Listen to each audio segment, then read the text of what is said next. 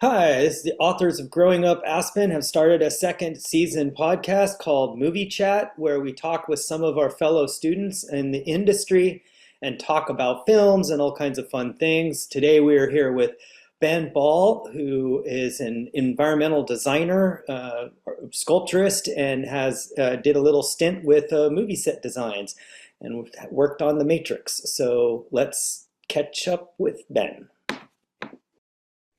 That sounds cool. And how about you? I'm doing, I hate to say it, but I'm playing with AI and doing music videos. I Yeah, feel like, well, with AI, it's such a big thing about copyright and infringement and all that kind of stuff. So I feel like with music videos, you're doing them real quick and then they go out and get published. You know what I mean? right. So we're doing this thing about movies. I I know. And Tell me yeah, about it. and I'm wondering, I kind of feel like it's fun to talk about movies, but then it always sort of gets into the conversation of other things as well. Um, and so what I wanted to do is what I've been doing is double features, trying to sort of use double features to make a point, because also there's so many movies out there. No, people today haven't watched older movies. So I figure it's a good way to kind of get people to see what's out there and possibly even check it out on Netflix or whatever. Right. Do you have any double features? I mean, I literally the first double feature I ever saw was at the Wheeler Opera House. It was total trash. So it was like old from like they prepared it in the 40s and then they never touched it. And so it was, I mean, seats were almost busted and stuff. But they did a special screening, a 3D screening, which they're showing right down the street of Creature from the Black Lagoon, and it came from outer space in 3D, which of course was the cheesy 3D. But I think that was the Right. first double feature I remember seeing. You're asking me, do I remember seeing double Oh features? no, Uh, I would say recommend. Do you have a double feature that you would recommend in an interesting combo? no, that's a hell of a question. I mean, I don't know. I don't know. I don't have an answer to that. Well, I like mean, for instance, if I were to do one on my Russian roots, I would say Fiddler on the Roof and Dr. Zhivago. you'd see them together. That's a That would be long, a double. Yeah, it would be a long That would be a feature. long day, dude. Yeah, yeah. yeah, The first 8 hours were engrossing, but after that, it started to drag on a bit. right, right.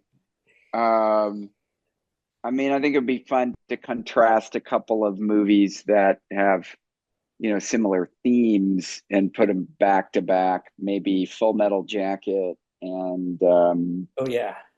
and The Deer Hunter or something. Oh Like yeah. one that's dark. They're both dark as hell, but one that's genuinely dark, and the other one that's sort of got some humor sprinkled into it. Yeah. I don't know. I don't know. I mean, that's just really hard for me to even think that way. I Double. don't know what. That's a good direction, though, Ben. I mean, Yeah, that is good. that's really kind of what we're talking about, just sort of teaming these things up where they make sense together. Those I just two, around Vietnam, and Well, Yeah. George Burson had such an influence on us. I remember watching that a few of those movies, or after he had been talking about stuff. I think it was The Thin Red Line. I remember that one.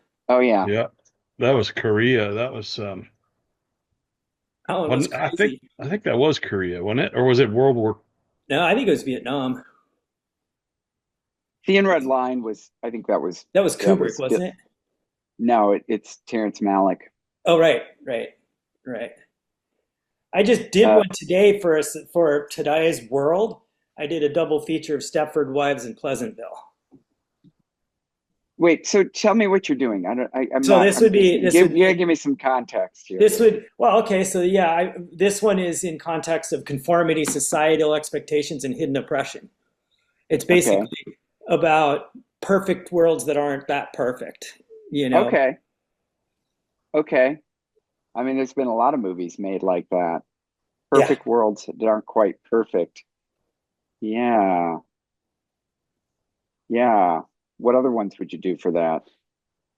Well, you could do Rosemary's Baby with Stepford Wives. they're raising a perfect culture, and she just steps into a world that she doesn't realize is, controlling her world, kind of a thing. Right, right, right, I mean, right, I feel like that's one of the things for me with movies. If you do a double feature, is it's about what's the combination of the two.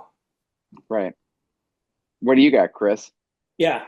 Man, I'm I'm drawing a blank on a second film, but I would love to team one up with the Invasion of the Body Snatchers because it's just so apropos to today's times. You talk to somebody, you're like, "Whoa, where did you come up with that? That is from outer space." Oh, You talking about the first, the original, but the one, or the yeah, one Yeah. that was made with Donald Sutherland in the yes, the seven Donald eighties? Sutherland one is the one I'm thinking of, where the dog comes out with a face on its ass or whatever. It was just like, wow. Right.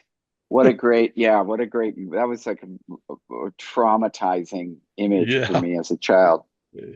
Seeing that, and it was so convincing. Yeah. Um, yeah. Maybe oh, what was that other one with the boys from Brazil or something, or I don't know. Yeah, that was a crazy one. Yeah. Brazil's Yeah, I always a love, good one to foot with something too, because that also deals with society out of control. Oh, you mean Brazil, the movie? Yeah. Uh-huh. With Yeah. Terry I, Gilliam and his I wacky. have to I have to tell you, in real life, um, living in the South, we have a lot of air conditioning and what they call forced air, or like a heat pump, which, in Aspen we had furnaces and stuff, and out here they have heat pumps, which are like a furnace light or something. It's really pretty bizarre. But anyway, having the guys come out to fix the air conditioning, it always reminds me of the movie Brazil with Jack or with De Niro. Yeah. The And does. Yeah. when he comes in and he grabs the little flange or whatever it is, and he's like, "Oh, this is crap. These guys really screwed you over." That's exactly what happens. If you get a different person to come out and look at your air conditioning, the first thing they do is they rip on the last guy's work, and then ah, it's that's really hilarious. funny. That's very funny. That's very, very funny. Yeah. That's hilarious. So what did you, I'm looking at images of Invasion of the Body Snatcher and that dog. It looks like the dog was like a prosthetic mask that was Oh, made, really? or maybe From they did it the from the film, a still. The human faced dog in Invasion of the Body Snatchers. Maybe that was, yeah, maybe it was done with like optical printing. I don't Well, know. that's actually the old days, which is really cool. The old effects, the Rick Baker stuff, where you're like Yeah, American Werewolf in London, or The Thing yeah, with John Carpenter. I mean, those armatures, they had a combination of rubber and machine and mask and I mean, it was like they did everything, and it was so cool. Now it's all CGI. yeah. I used to have a friend who she lived in my building and she worked for Rick Baker. Um, she was a hairstylist um, by training. She's German, and when she came to LA, she became she started working for Rick Baker at at, at doing hair on his creatures. And I remember going up to her patio one afternoon, and she's up there with three friends sipping tea, inserting hairs into gorilla hands. who did the like the Dark Crystal and all those? Is that the same guy, or that was Jim Henson? That's Jim Henson. Jim Yeah, Henson, yeah, and Henson also did Labyrinth and Fraggle Rock. Labyrinth. Okay. and Fraggle Rock, right? Yeah. So I have a really weird segue, but there is about a couple hours from here. We always go through Tennessee for different things, and when we're up there, we always stop at this place called Unclaimed Baggage. And what their business model is they go to airports and and whatever, and they get all the baggage that no one ever claims. And then they open them up, and then they just sell it in these giant, like Walmart type spaces. And I mean, there's everything from wedding dresses to jewelry to cell phones. They even have a whole section of guns that people have left behind. But the reason I bring this up is one of the things that they found was one of those creatures from, I want to say, Labyrinth.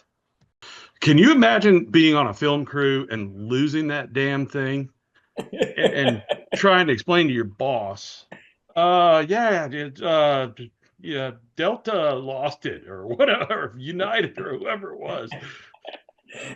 Big Let me Bird's see if I can lost find in it. Tennessee. Yeah, it just ends up in Tennessee of all places, just in the middle of nowhere. Yeah. Do they have a national outreach? Is that how they get?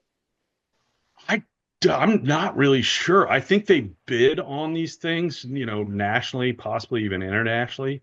But like, airports when they have all this stuff that no one claims and they've tried to reach out and blah blah blah, it it just ends up being auctioned off, in That's these giant crazy. batches. Yeah, here we go. Wow. Hottest. Here we go. Hoggle. But I Wow. do remember the Hoggle because he was Did that work for you? yeah, could you see it? Oh yeah, yeah, that's the guy. And you can even see like the inner workings of his head, where they were using the puppetry to make it Wow. yeah. But again, I mean, being a member of that film crew, you would be horrified to know that your luggage ended up at an auction You know in what Middle though? Tennessee or Southern Tennessee. You know what though? I bet I wouldn't be surprised because I mean, at Vinton's, they'd have so many models of the same character. They Oh probably yeah. had about 4 or 5 of these, and they probably were like, "Oh well, maybe." I don't know. I mean, you're right. There's a lot that goes Oh, I into it. see. So they found that interesting. Wow. Yeah, and Unclaimed. I'm envisioning it being in a giant steel or aluminum case, and well, we'll just bid on that and see if we can get it. But yeah, anyway, Are strange these segue. these guys wow, what an interesting place. The nation's only retailer of lost luggage. What a that oh yeah. Thanks for listening.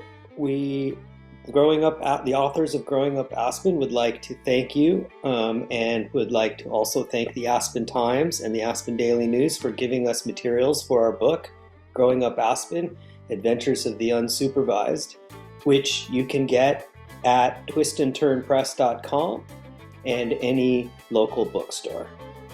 Thanks.